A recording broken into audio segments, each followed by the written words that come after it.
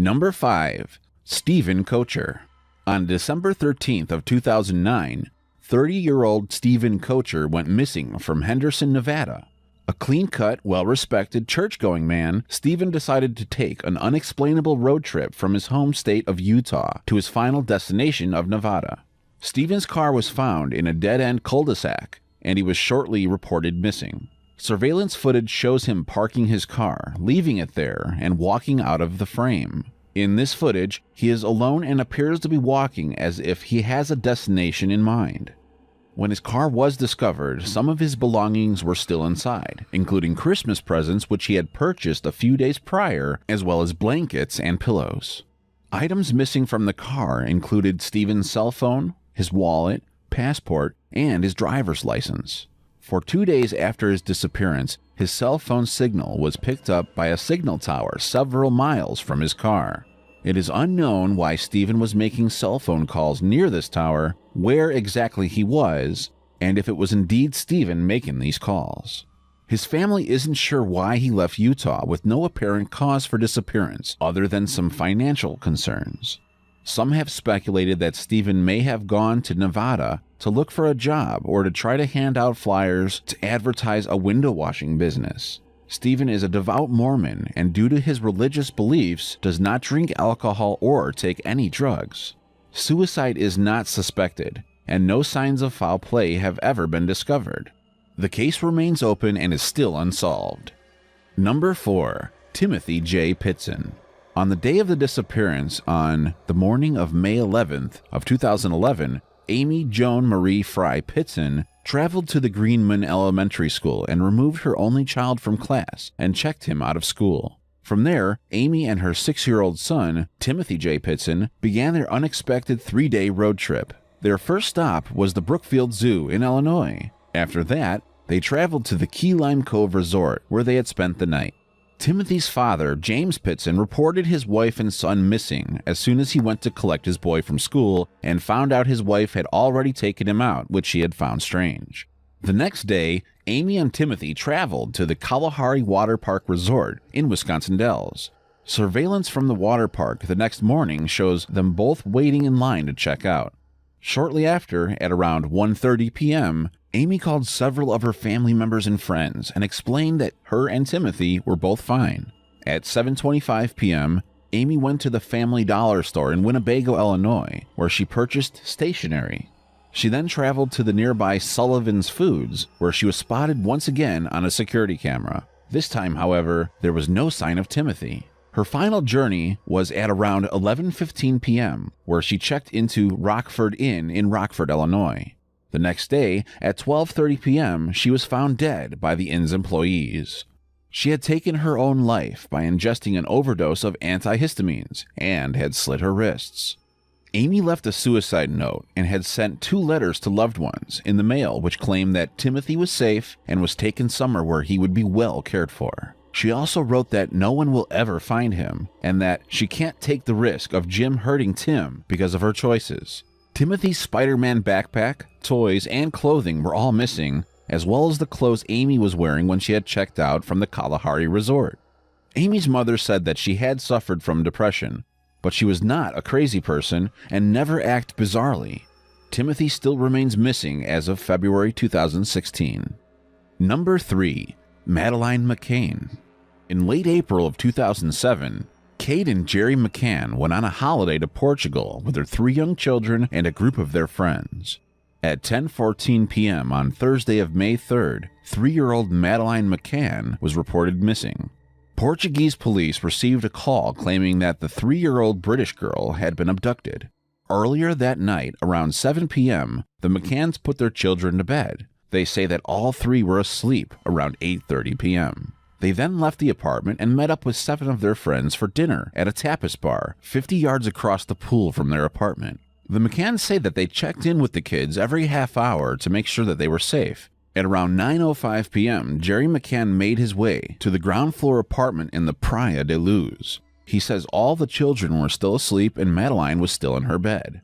At 9:30 p.m., one of the McCann's friends, Dr. Matthew Oldfield, checked on the children. He claims that the McCann's bedroom door was wide open, but as he heard no noise, he left without looking far enough into the room to see whether Madeline was in bed. At 10 p.m., Kate McCann checked the apartment, and she says that she noticed that the children's door was open wider than she had remembered it being. When she entered the room, she claims that the window shutter and curtains were wide open and that Madeline was no longer in bed. Kate quickly returned to the tapas bar where she had began screaming that someone had taken her daughter. At 10:30 p.m., the resort activated its missing child search protocol, where 60 staff and guests, and later police, searched the resort throughout the night. In the first 24 hours of the investigation, many mistakes were made by the police. One being the crime scene was not fully secured, meaning around 20 people entered the apartment before it was closed off, contaminating any potential evidence. The McCanns quickly became suspects by the Portuguese police, as they didn't buy their story and couldn't believe that they had left their children unattended. They theorized that there had been a tragic accident, and the parents had hid Madeline's body and staged the abduction scene. Although they were suspects, Kate and Jerry were allowed to leave Portugal and return to the UK in September of 2007. After a long investigation, in July of 2008, Portugal's Attorney General closed the case and the McCanns were no longer being treated as suspects. In 2013, a BBC show called Crime Watch showed the full reconstruction of the night in question and released digital photos of a man that was spotted by Mary and Martin Smith from Ireland after they told police they had saw a mysterious male carrying a child, matching Madeline's description at around 10 p.m., 500 yards from the McCann's apartment. They said that he was walking towards the beach, did not look like a tourist, and did not seem comfortable carrying the child. The show also released digital footage of a group of people that were spotted near the McCann's apartment on and around the day of the disappearance. Scotland Yard have theorized that Madeline may have disturbed a burglary. Unfortunately, there haven't been many other leads, but nearly 9 years later, the McCanns still remain hopeful that Madeline is alive and will be found. The case still remains open. Number 2. Kaylin Louder. 30-year-old Kaylin Louder went missing around 7 p.m. on September 27th of 2014. The circumstances in which she disappeared are very bizarre. In the morning, Louder had called 911, claiming that someone had broken into her condo in Murray, Utah, and believed the intruder was still in the house. She went on to say that she didn't see anyone, but had heard them talking. During the call, Louder yelled several times for the intruder to leave. Police investigated the report, but found no evidence to suggest a break-in had occurred. Later that same day, Louder was caught on surveillance camera, walking barefoot in the rain outside of her condo with her dog. Police believe she appears to have an animated conversation.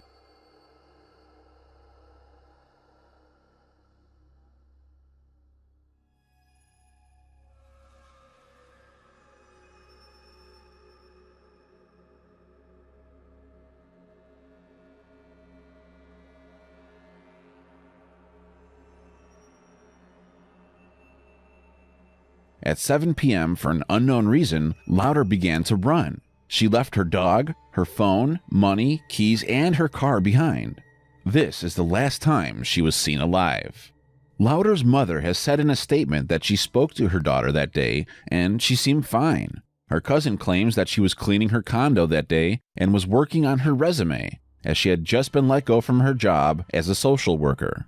Her family hired a private investigator to help with the search, and 2 months after her disappearance, on November 30th, Louder's body was discovered in the Jordan River in Utah, 5 miles from her home. An autopsy was performed but could not determine how she had died. A toxicology report confirmed that there was nothing fatal or illegal in her system. Louder's family say that they suspect foul play and do not believe that the death was an accident, as she had no history of mental illness. However, investigators disagree because the 911 call she made on September 27th was not the first time she had made a false claim. The previous day, she had reported a fight at a wedding that didn't happen, which had led them to believe she was showing delusional behavior. No one truly knows what happened to Kaylin Louder after she had left her condo that day. Her family is still searching for answers. Number 1. The Jameson family. The first case on our list is extremely strange and still remains unexplained over 6 years later. The Jameson family, which consisted of Bobby, his wife Sherilyn, and their 6-year-old daughter Madison, went missing on October 8th of 2009. The Jamesons had decided that they wanted to move out of their lakefront property to make a fresh start in a new area. The family traveled 30 miles from their home near Eufaula to a rural area in Oklahoma in hopes of buying a 40-acre plot of land. They drove their white pickup truck to the isolated Sandboy Mountains, but never returned. On October 16th, the family's abandoned vehicle was found on the side of the road by a Latimer County sheriff. Inside the locked truck were the Jamesons' wallets, IDs, cell phones, a GPS system, and around $32,000 in cash, and even the daughter's beloved dog, who was on the edge of starvation. Police quickly launched a huge search operation, but found nothing. It wasn't until over 4 years later when they discovered the family's skeletal remains around 3 miles from where the truck was abandoned. An autopsy was performed, but the remains were in such a bad state that a cause of death could not be determined. On the day before the disappearance, security cameras from their home caught the Jamesons as they loaded up their truck. Investigators claim that the pair looked as if they were in a trance-like state, walking from the house to the truck over 20 times without speaking to each other once. The Jamesons were very thin and emaciated around the time that they went missing, which has led to theories that the pair were hooked on crystal meth. However, police found no drugs or drug paraphernalia in the home. Months prior to the disappearance, the Jamesons had become very paranoid and told some of their friends and family that their house was haunted, and explained that they had seen spirits. Bobby even informed a pastor of the spirits and had asked whether he could obtain special bullets to shoot them. The Jamesons had suffered with depression throughout their lives, and Sherilyn had also suffered from bipolar disorder. The photo of 6-year-old Madison was taken in the mountains and was found on Bobby's cell phone inside the truck and is believed to be the last ever picture taken of her. Family members have said that they don't believe that Bobby or Sherilyn took the photo, as Madison isn't looking towards the camera, and she appears to look terrified. There are many theories surrounding the case, from the family getting lost, abduction, occult sacrifice, and even the cartel killing them through murder-suicide. However, over 6 years later, nobody is any closer to knowing what really happened on that day. Thanks so much for watching, and if you enjoyed the video, please let me know by clicking the like button, share, and write a comment. And don't forget to subscribe so that you can check out my next video.